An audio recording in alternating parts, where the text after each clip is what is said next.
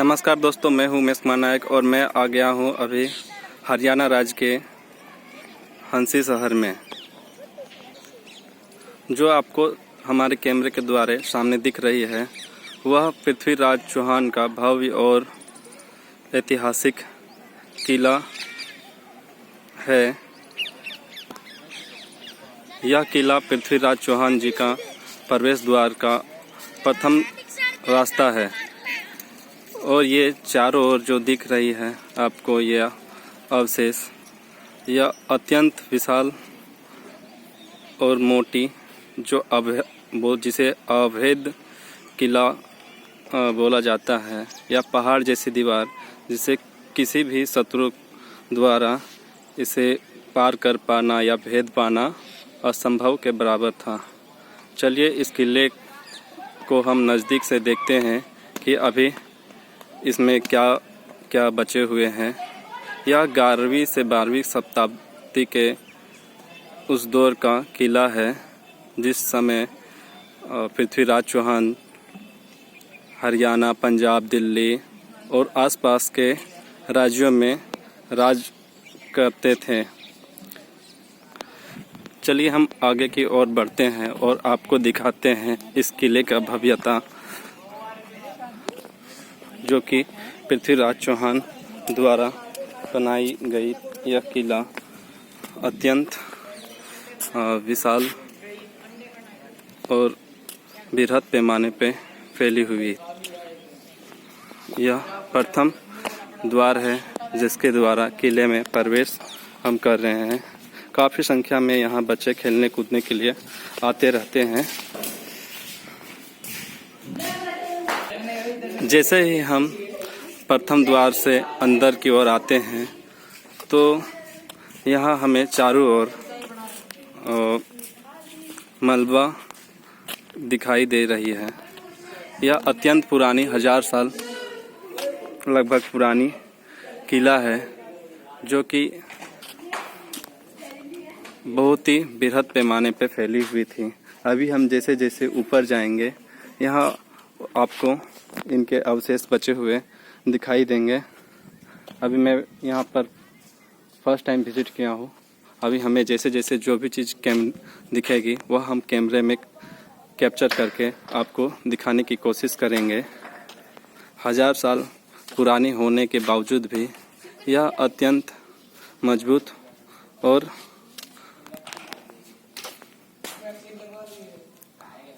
अपनी जगह में अपने अस्तित्व को दिखाए हुए प्रस्तुत है। यहाँ अलग अलग जगह पे जाने के लिए रास्ता बनाए गए हैं जो कि यहीं के मलबे से निकली हुई ईंटों के द्वारा रास्ता बनाया गया है, जो कि यहाँ आए हुए पर्यटक और आसपास के लोग घूम फिर सके।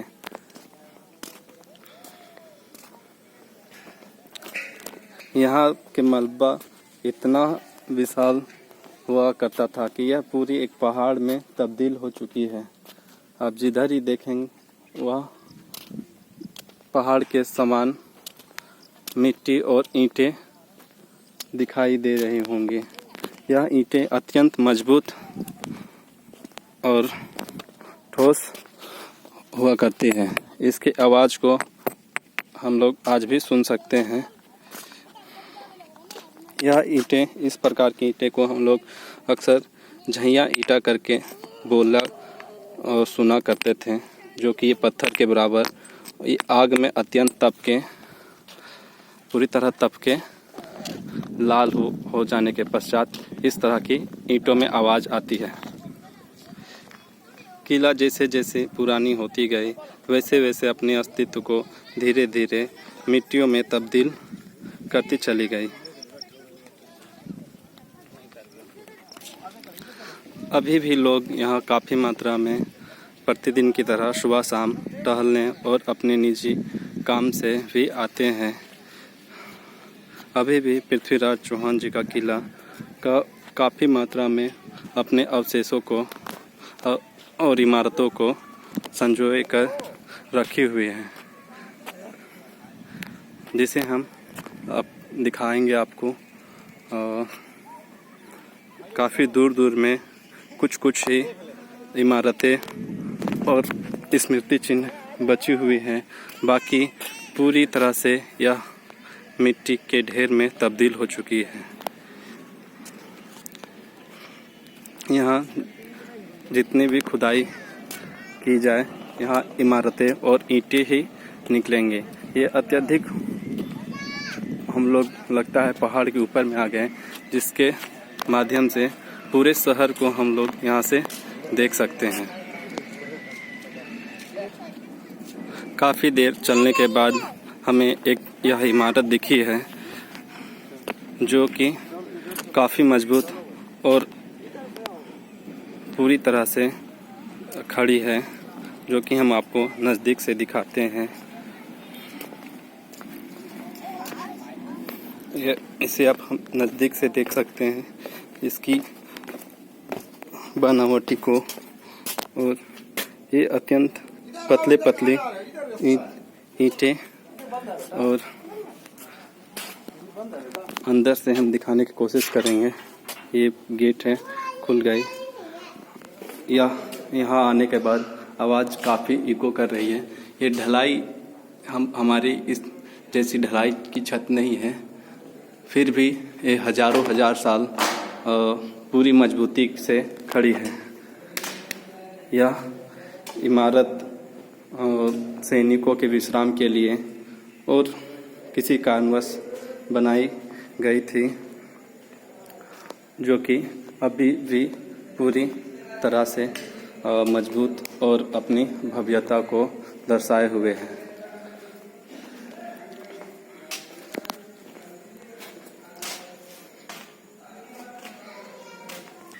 तो हमने अंदर का नज़ारा और इमारत को देख लिया।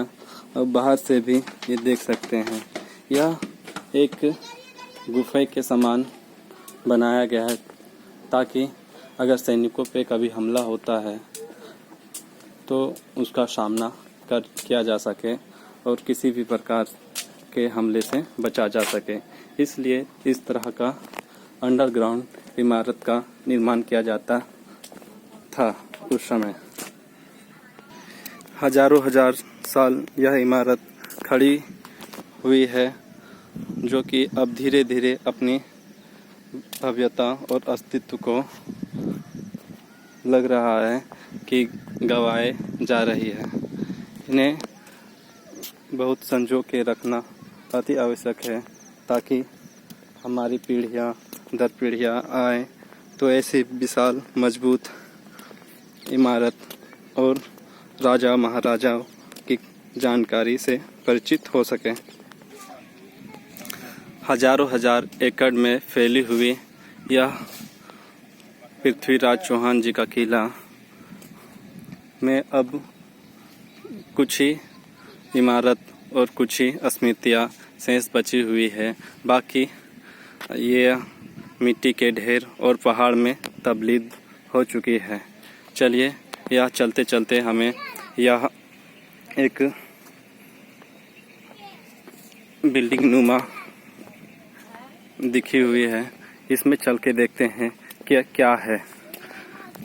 तो देर करते नहीं दोस्तों, जल्दी से हम लोग चल के देखते हैं कि क्या हुआ है। हमने अगल बगल में पूछा तो यह बताया गया कि यह जलकुंड जल संग्रहालय की कुछ अवशेष हैं, जो कि पृथ्वीराज चौहान के सैनिक और यहाँ रहे लोग इसमें जल संग्रह कर यहाँ के ज़रूरत के अनुसार उसका उपयोग किया करते थे। यह जलकुंड अत्यंत भव्य और अपनी मजबूती को अभी भी चीख चीख के बता रही है। हजारों हजार साल पुरानी होने के बावजूद भी यह पूरी तरह से मजबूत और उसी की तरह खड़ी है। इसमें अभी भी हम लोग अगर चाहे तो जल स्टोर करके रख सकते हैं, लेकिन इनका आउटलेट और इनलेट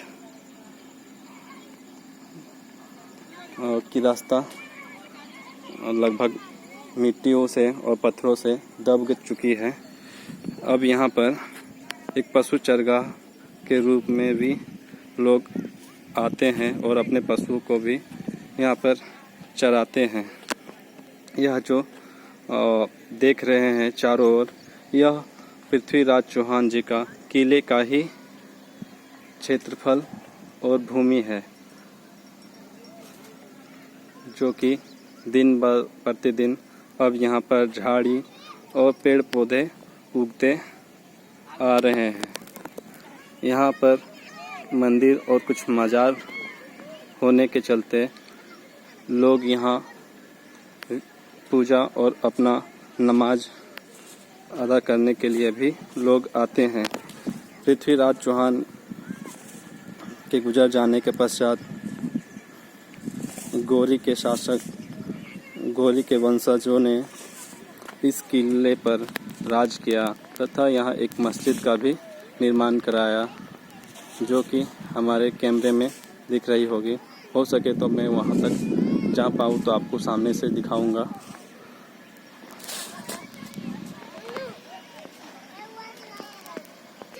उसके पश्चात धीरे धीरे उनके वंशज राज करते गए और यह धीरे धीरे इनकी इमारतों और जमी धोस हो गई। फिर भी जिधर देखो इनकी अवशेष की स्मृतियाँ को आप देख सकते हैं। आगे खाई है, वहाँ से हम इसकी स्मृतियाँ को और इसमें धंसे इमारतें, महलों को देख सकते हैं। आगे दोस्तों कुछ प्रतीक, कुछ स्तंभों को यहाँ पर संजो के रखी गई है, जिससे यह पता चले कि यह जो किला है हिंदू राजवंश और 11वीं सदी की किला है। उसे भी हम अपने कैमरा में अभी दिखाएंगे।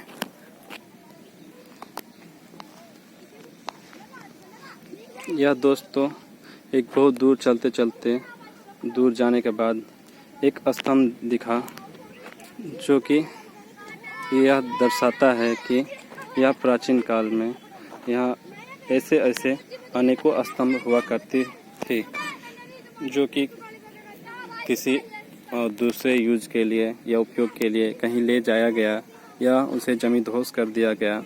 और यह इसमें दोस्तों छोटी छोटी मूर्तियाँ और कलाकृतियाँ उकेरी गई है तथा कुछ कलाकृतियों को नीचे मिट्टी से छिपाने की भी कोशिश लोग करते हैं।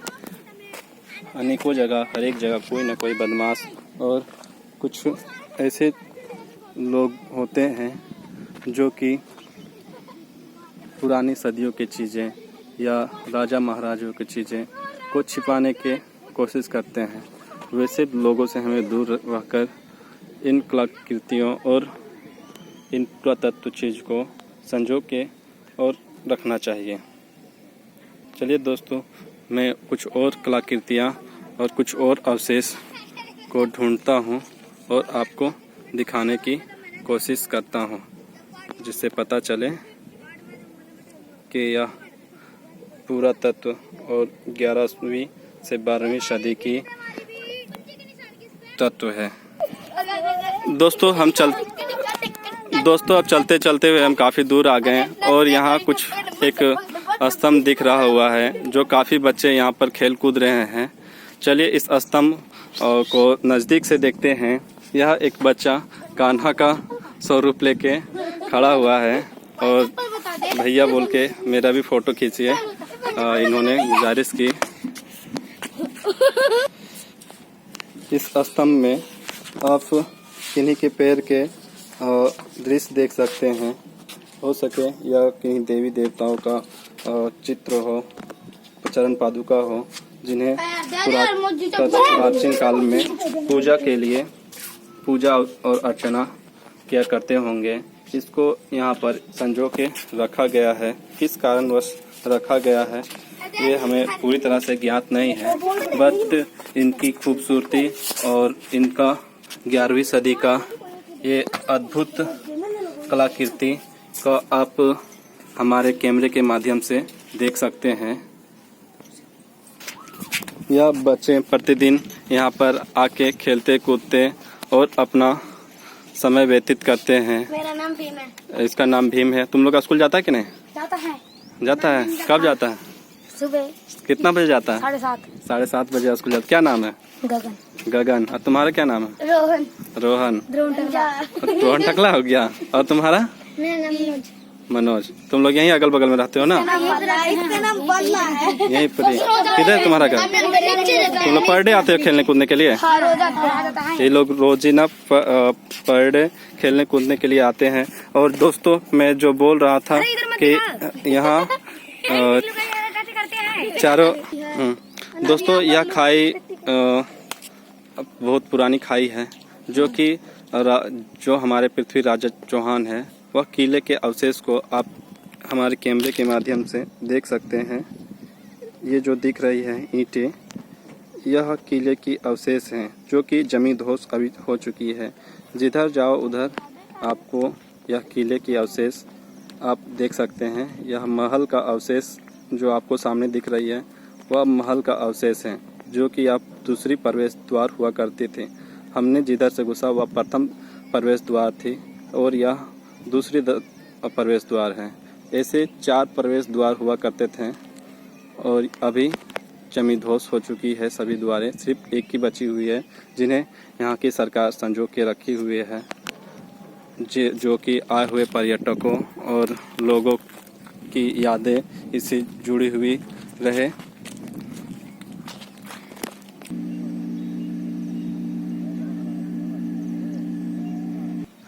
दोस्तों वीडियो काफ़ी लंबे बन चुकी है और काफ़ी समय हो चुका है और यह क्षेत्रफल हजारों एकड़ में फैली हुई अत्यंत वृहद पैमाने पर फैली हुई है, जो कि चारों ओर घूमना अभी पॉसिबल नहीं है। तो दोस्तों अब मैं यहाँ से शीघ्र निकलता हूँ। दोस्तों अब हम यहाँ से बाहर की ओर निकल रहे हैं। जिस गेट से घुसे थे उसी गेट के माध्यम से अभी हम बाहर निकलेंगे। तो दोस्तों ये रहा हमारा सुहाना सा सफ़र पृथ्वीराज चौहान का किला, जो कि स्थित है हंसी में, हरियाणा राज्य के हंसी शहर में, जो कि दिल्ली से 160 किलोमीटर दूर है। आपको कभी भी आने की मौका मिले तो एक बार आप अवश्य आएँ और पुरानी और अपनी स्मृति को अवश्य आके देखें।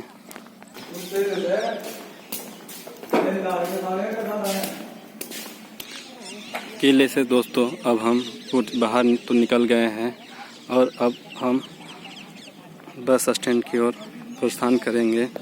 किले के बाहर भी एक इमारत की अवशेष बची हुई है, जो कि किस कारण से बनाई गई है मुझे ज्ञात नहीं है, फिर भी मैं उसको दिखाने की कोशिश करता हूँ। ये दोस्तों किले से बाहर निकलने के बाद का दृश्य है, जो कि यहाँ से भी एक प्रवेश द्वार की तरह बनाया गया है। ये दोस्तों रहा किले का अभेद और बाउंड्री, जिससे इस किले के अंदर की मजबूती और सुरक्षा कवच की तरह घेरा हुआ यह घेरा। धन्यवाद दोस्तों हमारे साथ बने रहने के लिए। यहीं से आप एंट्री कर सकते हैं बस स्टैंड से मात्र। दोस्तों यह 1.5 से 2 किलोमीटर की लगभग की दूरी पे है। आप आराम से इस जगह पे आ सकते हैं। आने जाने के लिए कोई भी किसी तरह का परेशानी नहीं है। आप यहाँ आने के लिए बस स्टैंड से ऑटो के माध्यम से या गूगल मैप के माध्यम से पैदल भी आ सकते हैं। धन्यवाद दोस्तों।